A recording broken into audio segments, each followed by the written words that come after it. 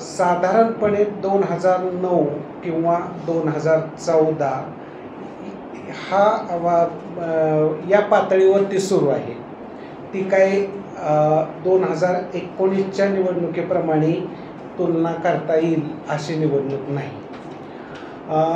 2014च्या निवडणुकीची सुद्धा तुलना करणं खूप अवघड आहे.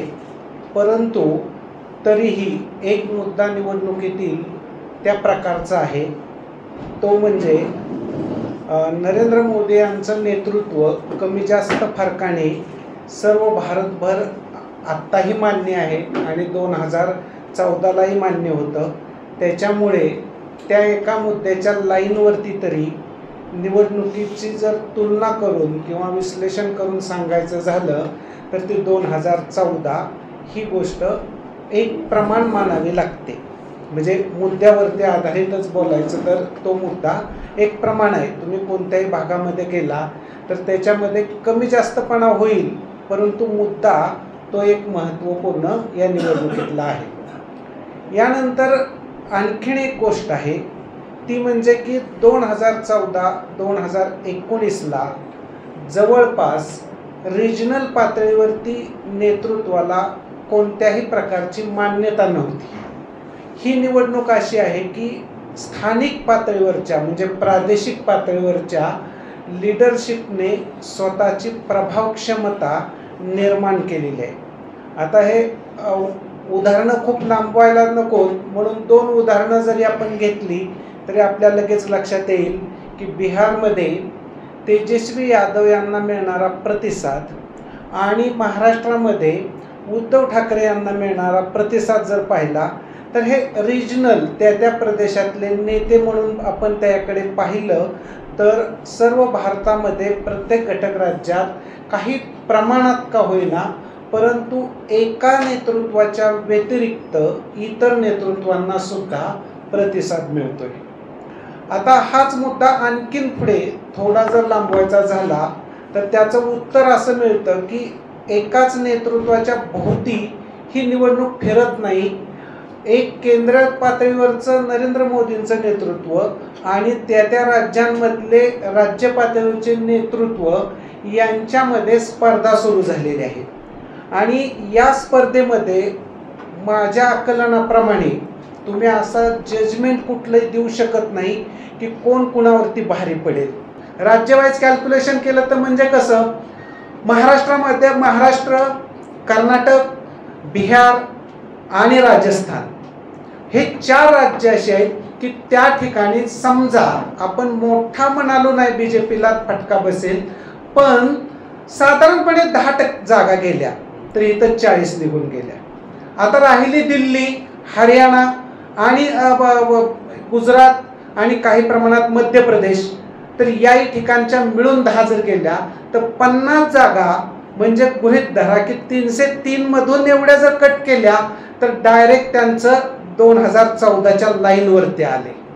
म्हणजे 2014च्या लाईनवर आता नॉर्मल निवडणूक आहे. या निवडणुकीमधून जनतेचं बुद्धिमत्ता कुठल्या बाजूला कशी चालते याच्यावरती त्या 2014चा निकाल प्रमाणे लागणार का त्याच्या खाली येणार. तर याच्याबद्दलच्या 3 वेगवेगळ्या मतभिन्नता संपूर्ण जागतिक पातळीवरती आणि महाराष्ट्रात, भारतात सुद्धा आहेत. काही लोक असं म्हणतात 180, काही लोक म्हणतात 120 आणि काहींचं म्हणणं आहे 250. आता या तिन्ही आकडे हे प्रमाण ज्यांना असं म्हटलं जातं की त्यांचा निवडणूक विश्लेषण चुकू शकत नाही त्या लोकांनी प्रमाण म्हणून मानलेले आहेत. आणि त्यातला 280चा आकडा जो आहे तो असा आहे की जिथं BJP पराभूतच होऊ शकत नाही त्याच्यावरती लोक बोलत आहेत. आता ह्याचा अर्थ दुसरा असा होतो की 280 पेक्षा ते वर जाऊ शकतात, आपलं 180 पेक्षा ते वर जाऊ शकतात. म्हणजे 180 पेक्षा वर कुठं जाऊ शकतात तर ते काही लोकांनी तडजोड केली म्हणजे इकडं एवढे जातील तिकडं तेवढे पडतील म्हणून तर ते 180चा 120 वर नेत आहेत. आणि जे लोक असं म्हणतायत की काही झालं तरी सरते शेवटी मी जसं म्हणालो तसं एक 20 मुद्दे एका बाजूने जुळले तर इतरांचे 20 मुद्दे जुळणार नाहीत त्याच्यामुळं ते 250 वरती जाऊन अडकतील असं साधारणपणे भारताच्या निवडणुकीचं चित्र आहे. आता महाराष्ट्रात निवडणूक असल्यामुळे कुणाला पण महाराष्ट्राच्या याच्याबद्दलची जास्त उत्सुकता असू शकते. महाराष्ट्रामध्ये साधारणपणे मागच्या आठवड्यामध्ये मीच एका वाहिनीवरती बोलताना क्लिअर सांगितलं होतं की ते 24-24 होईल, म्हणजे 24-24ला काय फरक पडणार नाही. परंतु गेल्या 5 दिवसांमध्ये जो बदल झाला तो बदल दोन्ही बाजूने आहे. म्हणजे इतक्या सभा बीजेपीला घ्याव्या लागल्या आणि दुसऱ्या बाजूने इतरांच्या तुलनेत उद्धव ठाकरेंना जो प्रतिसाद मिळाला तो प्रचंड मोठा आहे.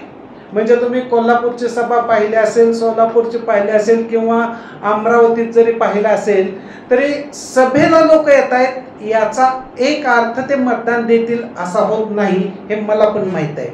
परंतु याच्यामध्ये दडलेले मुद्दे दोन आहेत. ते कोणते? तर महाराष्ट्राचं आकलन काय आहे, म्हणजे महाराष्ट्र नावाचा प्रांत काय आहे. तर महाराष्ट्राचं एक आकलन आहे की महाराष्ट्र हा फार व्यवहारी भूमिका घेत नाही. महाराष्ट्र हा आयडल असतो. तुम्ही नीट बारकाईनं पाहायला गेला तर तुम्ही कोणते 10 नेते काढले तर ते फार आक्रमक होतील, काहीतरी आवाच्या सवा करून टाकतील, असं कधी घडलेलं नाही. आणि जनताही तसं काही करत नाही. याच्यामुळे जनता आयडल पद्धतीने चालते. म्हणजे काय चालते? तर त्यांना असं वाटतं की महाराष्ट्र म्हणजे भारतात, जिथं महाराष्ट्रातच राष्ट्र आहे आणि इतरत्र राष्ट्र नावाची कल्पनाच नाही. नंतर दुसरी कल्पना त्यांच्या मनामध्ये बसलेली आहे, आमचा एक स्वाभिमान असतो आणि आम्ही कोण जरी आडवा आला तरी त्याची जिरवून पुढे जाऊ शकतो. हे जनतेमध्ये बसलेल्या काही ऋतून गोष्टी आहेत. त्या गोष्टी उद्धव ठाकरेंच्या कामाला येताना दिसत आहेत. याच्यामुळं परिणाम असा आहे की आत्तापर्यंत झालेल्या निवडणुकीमध्ये तर तुम्ही नीट बारकाईने बघायला गेला तर म्हणजे NCP, उद्धव ठाकरे आणि काँग्रेस हे थोडेसे पुढे चाललेले आहेत. म्हणजे ते काय पाठीमागं आहेत अशी सिच्युएशन दिसत नाही. परंतु इथून पुढं हीच चाल कंटिन्यू चालू राहील अशी शक्यता आहे का? तर सांगता येत नाही. कारण तुम्ही नीट बघितलं तर कोणत्या ना कोणत्या पद्धतीने निवडणूक आयोग असेल किंवा कुठून तरी कोण अडथळे निर्माण करणं असेल किंवा त्यातून काही समस्या निर्माण होणार असतील तर त्या निर्माण झाल्या तर हाच प्रवाह महाराष्ट्रात पुढच्या सगळ्या फेजमध्ये कंटिन्यू राहील असं भाकीत करणं म्हणजे वेडेपणा ठरू शकतो. याचं कारण असं आहे की आपण आताच बघतोय की त्यांच्या घोषवाक्यातल्या काही शब्द काढून टाका अशा पद्धतीचं निवडणूक आयोगाने सांगितलेलं आहे. त्यांनी नकारात्मक सांगितलं की आम्ही काढून टाकणार नाही. मग याच्यावरती पुढे ॲक्शन काय निवडणूक आयोग घेईल?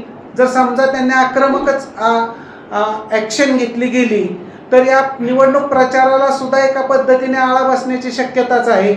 म्हणजे मुद्दा क्रिएट असा होतो की भविष्यात काय घडणार आहे म्हणजे ह्या 2-3 फेजमध्ये ते मी काय नाही सांगू शकत. परंतु आजच्या घडीप्रमाणे महाराष्ट्रातल्या लोकांचा एक प्रतिसाद बीजेपीच्या अगेन्स्ट असणार दिसतो आणि ही भेव पूर्ण भारतभर कॅप्चर केली आहे. म्हणजे तुम्ही जर नीट बघायला गेला तर महाराष्ट्र हा बिहारपेक्षा जास्त चर्चेत आहे आणि महाराष्ट्र हा कर्नाटकपेक्षा जास्त चर्चेत आहे.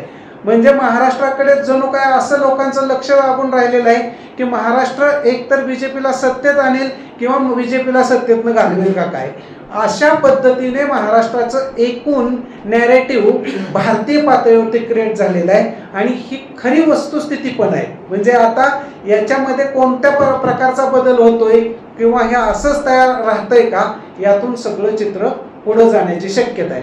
परंतु याच्यामध्ये जरी असं असलं तरी ह्यात फार बदल होण्याच्या शक्यता मला कमी दिसत आहेत. तुम्ही म्हणसाल का? तर निवडणूक सगळ्या मुद्द्यांवरती जरी 20-40 लढवली वेगवेगळ्या पद्धतीने जात असली तरी कोण असे लोक आहेत किंवा कोण असे नेते आहेत की ते जरा टोकदार मुद्द्यांना निमुळत करतायत. जे नेते टोकदार मुद्द्यांना निमुळत करतायत त्यांचे मुद्दे जास्त जुळणार आहेत. परंतु जे लोक टोकदार मुद्दे आणखीन शार्प करतायत तिथली निवडणूक हाताच्या बाहेर जाण्यासारखी शक्यता आहे. म्हणजे उदाहरण दाखल काय तर सांगलीत जे झालेलं आहे ते मुद्दे टोकदार आहेत, त्याला निमुळते मुद्दे केले गेले नाहीत, ते उलट्या अजून शार्प बनवण्याचा प्रयत्न होतो आणि असं जर घडलं तर निवडणुकीचा कल पुन्हा बदलण्याची पण शक्यता आहे.